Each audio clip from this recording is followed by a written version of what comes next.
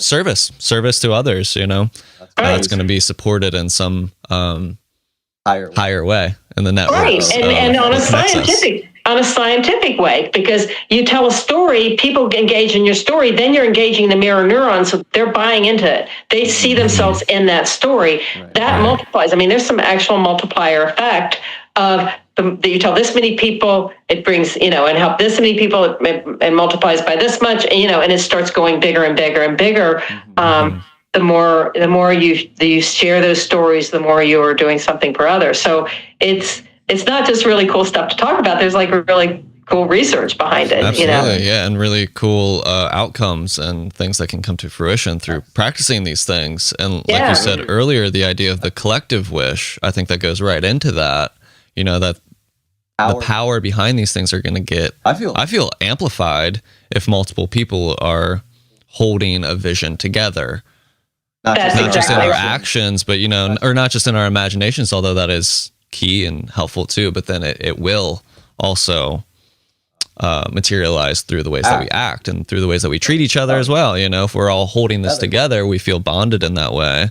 That's right. Can you imagine the power of that, right? And I tell a story in the book, and I talk about like a moment during the Black Plague, and people are, corpses are literally rotting in the street. Every other person is dying or has died. There's no more hope. There's total devastation, total despair, and people give up wishing. Quit wishing. Can you imagine a world where everyone stops wishing? Like there's no more wishing. And then, and in the story I talk about there's, a wish fairy, I call it, that comes up with this idea of like, blow out the dandelion, the puffs on the dandelion.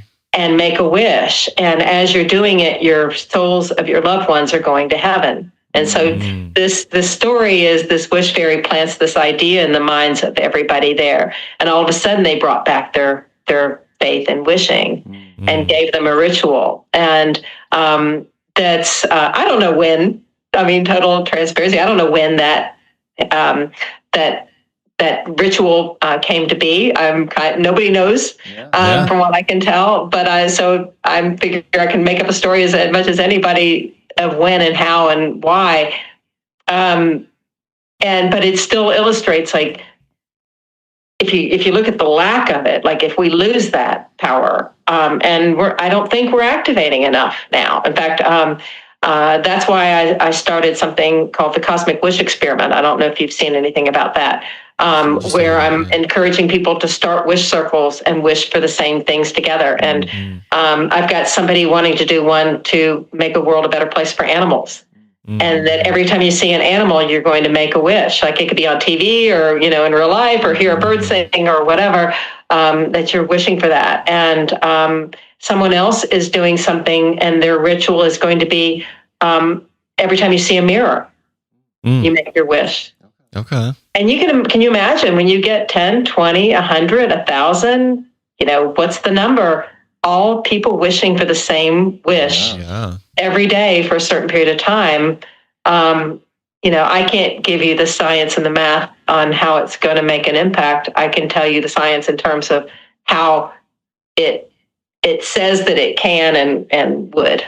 Right. No, I don't even think it really needs the math and the science to show how intuitively that just makes sense, right? Yeah. It makes a lot of sense if we're continually tuning some aspect of our inner self into that vision, that imagination, that frequency, that reality, however you want to spin it,